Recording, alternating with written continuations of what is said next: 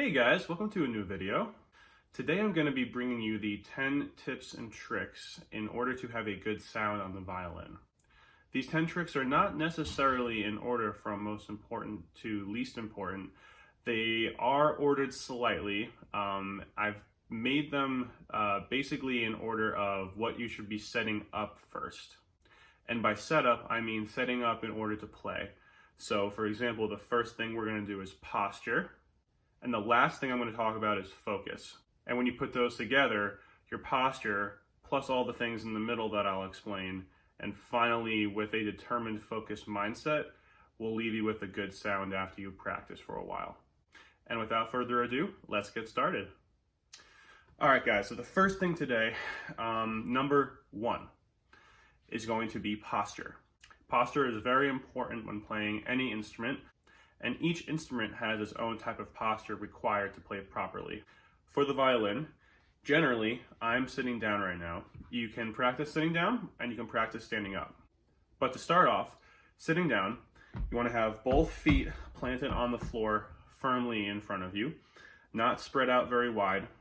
Maybe a little, your knees, maybe when you look down, a little wider than your shoulders if it's comfortable. If not, try to keep them kind of at shoulder width. Secondly, you want to sit straight up with a straight back, and you want to engage your core, your ab muscles. Not like clenching them very tightly all the time, but in order to not hurt your back and have all of the strain on your spine, kind of practicing a light clenching of your abdominal muscles will help you sit up straighter and not lead to discomfort in the future. Now, once you're sitting up straight and you got both feet on the ground, you want to put your violin on your shoulder, and you want the violin to be sitting comfortably right here. You don't want it way down here. You don't want it facing forward. You want it on your shoulder. You want to tilt your head, and it shouldn't move. And you should be able to whack it and not have it fall off. It's not going to be totally immovable, but it shouldn't fall off your shoulder. Lastly, you're going to bring your arm up, and you can put your bow in the middle of the fingerboard and the bridge, and your elbow always wants to be kind of even with your, you want to see a line. So you see this line right here. It's kind of in general all at the same level. The shoulder might be a little bit higher, but in general my arm's not like this, you know. I have my arm and my forearm flush with my wrist and my elbow. It's all one solid piece. When you're standing up practicing, it's all the exact same thing. Straight back, abdominal muscles clenched slightly. Excuse me. When you're standing up, your feet are going to be about shoulder length apart, and you want to stand on both your feet. I know some people, like myself, I tend to lean onto like my left foot. You want to really try to stand straight forward. But don't lock your knees. If you lock your knees, you can actually cut off oxygen to your brain and you can pass out if you're clenching too hard. That doesn't happen too often. Don't worry about that.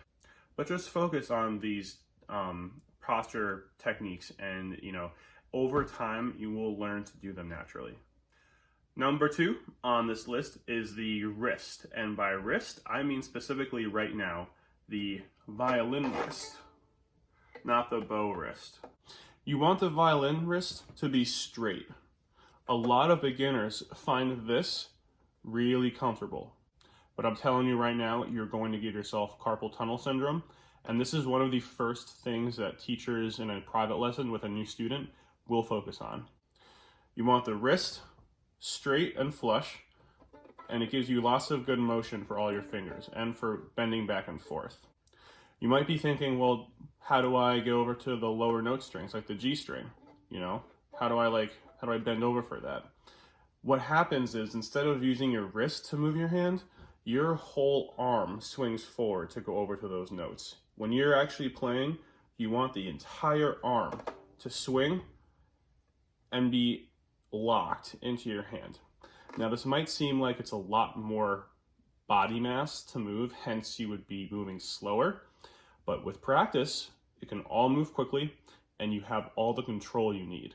Just your wrist is a flimsy little thing. It's strong, but it's not as strong as your whole arm going by itself. So Once you have your violin set up, you want your wrist flat, just like this, ready to play. I've even known teachers who will actually put tacks on the bottom part of this facing down and tape them there. So their students, when they put their wrist up, they get poked by a tack. I'm not gonna make you guys do that, but some teachers, very old-fashioned teachers sometimes, no offense to you guys out there, it does work. You don't put your wrist up, but imagine if you're having difficulty with this part, a tack, something pointing down. If you did put your wrist up, boop, you get poked. So, flat wrist, lots of control, move with the whole arm. All right, number 3 is keeping your fingers over the fingerboard. Now, what I mean by this is this. You can see here, my fingers, with my wrist being straight, are all hovering over the fingerboard. They're not hanging out down here, so when I need to play a note, I have to reach all the way up and go over the strings. My fingers are ready to be instantly put down over this fingerboard onto a string. And when you add in the proper posture with your neck and your standing and all that, and your wrist nice and straight, and your fingers ready to go, you're gonna be able to play very fast with lots of control, and it's gonna be very easy, again, with practice. Number 4 is the bow hold itself. Go watch my other video on how to hold the violin bow properly, and then come back to this video. It looks like that. Number 5, now we're getting into very detailed technique. It might seem like I'm nitpicking, but all of these things add up once you put them together into creating a really nice sound on the instrument. So when I say bow tilt, I mean the tilt of the bow when it's on a string. So a lot of people, when they're starting off, they want to tilt the bow forward, and you can see the string, the bow hair is in the back, closer to my face, and the wooden part of the bow is closer to my fingers. Now this is going to be okay for some types of music, and this is like very advanced types of music where you have to play very quickly and fastly, maybe you're bouncing stuff on the string, and you can have that bow facing forward. But what you really want is to have the bow flat, straight up and down. And this takes a lot of time. Even for me, I find myself, when I'm not focusing on it for a few practice sessions, falling out of practice. And my bow usually goes forward. I hold my bow forward more. And if we're speaking in terms of, common violin player things happening kind of stuff, most people end up pushing the bow forward a little more. Not everybody is playing perfectly, parallel, straight vertically up and down. If anything, it's okay to have the bow forward a little bit more. The thing you definitely don't want to do, which will make you lose a ton of sound and a ton of control and also mess up your bow hold, is having the bow tilted back. And that's because your thumb goes straight like that, tilting it back, and your fingers all cramp up. But again, you might find yourself doing that by accident, and it happens. All of these adjustments and little details to technique take hours of perfecting down until you don't have to think about it anymore. So once you have the bow straight up and down, just like that, you can practice scales or whatever else you'd like. And just keep your eyes focused on the bow being straight up in the middle, and if not that, a little more tilted forward. Number 6 is playing in the middle of the fingerboard and the bridge. Now this is a big one, guys. A lot of people have a tough time with this. And it's playing, you're doing your thing, and all of a sudden you find yourself all the way up here over the fingerboard. And you can even see the rosin starts to come off onto the fingerboard. That is a very common sign. You'll see a lot of beginner players with rosin all over this black fingerboard part. And that's actually okay. It's not gonna damage the instrument or anything like that. But it's a telltale sign that they're not focusing on keeping the bow in the middle, if not a little closer to the bridge. Now, if you go really close to the bridge, it sounds terrible. I'm not pressing down that hard. And if you go towards the fingerboard, it sounds a lot quieter.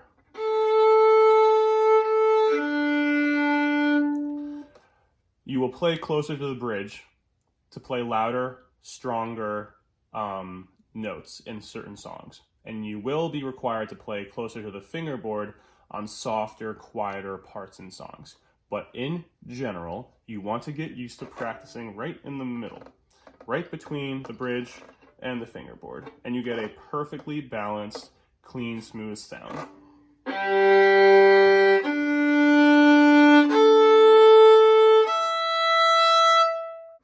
That is a big one. It's number 6, but that is another thing that a teacher in any real private beginner lesson will really hone in on and pester you about. So I want you to take that one. That's a big one right here.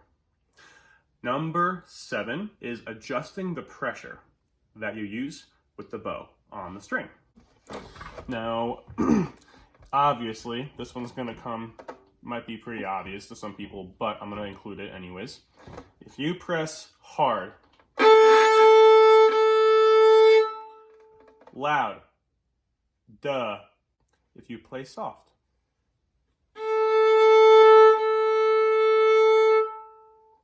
quiet, duh.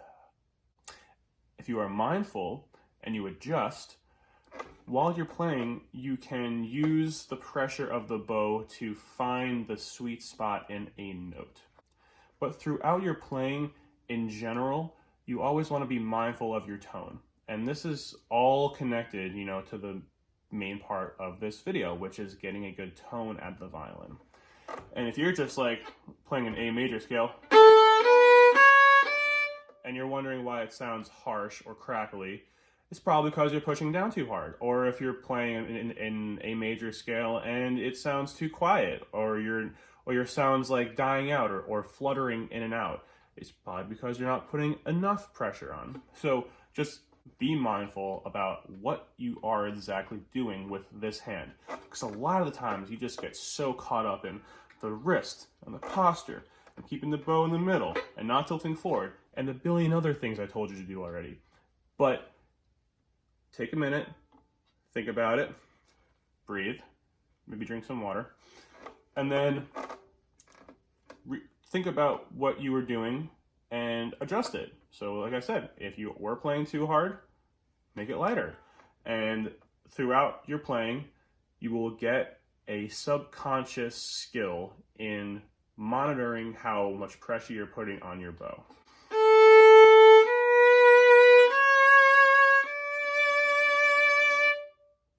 Number 8 is actually similar to playing in the middle and also not keeping your bow tilted.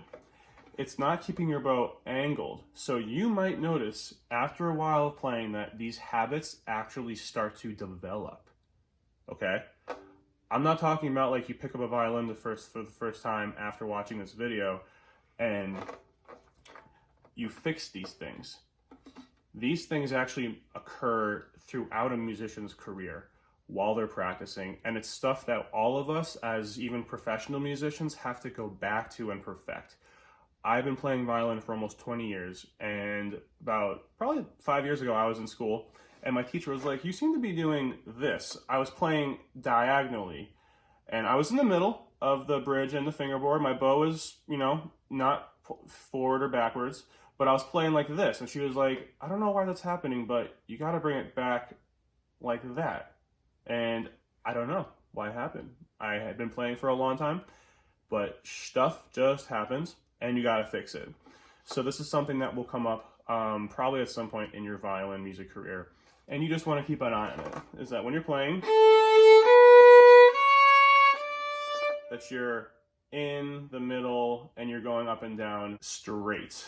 Not with the bow, not this, and not this. You want this. Again, will help a lot with keeping a good, clean, smooth sound coming from your instrument. Number 9 is not a technique, it is a reminder. Practice slow. Practice slow. Practice slow. Humans are an impatient species. A lot of us want everything right now. We want to be good at violin now. We want to make $1 million now.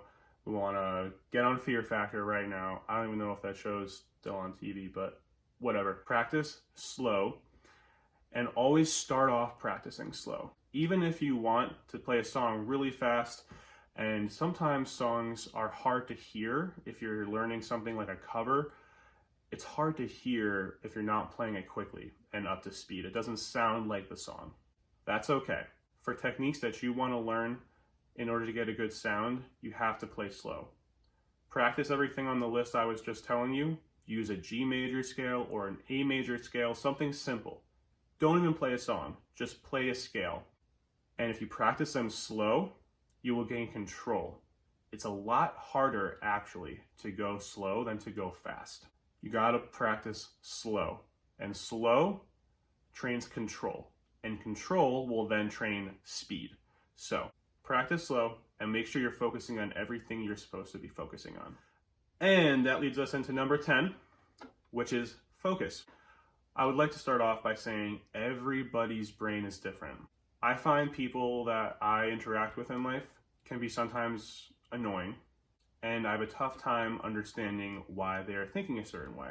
When this happens, I tend to stop, not judge them, and simply wonder why their brain fired that way, why their neurons and their brain cells fired in the way they did, making them do something or say something that made me go, huh? I'm sure that's happened to a lot of you before. It happens to everybody on this planet. It even happens to ourselves. Even when we're playing an instrument, we will stop and go, why did I do that? Why am I doing this? And mostly that's associated with, man, I suck. I'm so bad. I shouldn't have done that. I'm bad for doing that. Don't think that. Stop, take back those negative thoughts on yourself, and just understand that everybody's brain is different. Like I just told you a few minutes ago, a few years ago, I started to develop a wrong technique after having a proper technique for years. It made no sense. It came out of nowhere. And I was like, what the hell? I'm getting worse, not better. But after a while, I thought about it and it just fixed itself because I focused on it. Everything that you do with violin and in your life can be fixed with focus. And the focus is also mixed with a mindfulness of yourself. What's going on in your brain, how you're feeling, your energy levels that day, what the weather's like, all that stuff. So when you're practicing, my final tip to you is to get comfortable. Be in a mindset that can achieve focus. And a good focus, you don't want to be thinking about other stuff.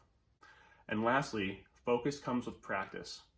Just like all these techniques I just showed you, focus itself is a technique. It comes with practice, and not everybody has the same amount of focus as others. But some people might not put their wrist up as often as others. It's a muscle thing, or it's a focus thing, or it's a who knows what the heck's going on thing. But we're all beautiful, and we all deserve to not be so hard on ourselves. So hone in on that focus, and just play and enjoy the practicing. All right, guys, so I hope this video was helpful for you. Your practicing should improve. Your enjoyment of your practicing should improve, and you'll be reassured that you are properly playing without developing any bad habits. If you guys have any questions or any comments, please leave them below, and I'll see you next time.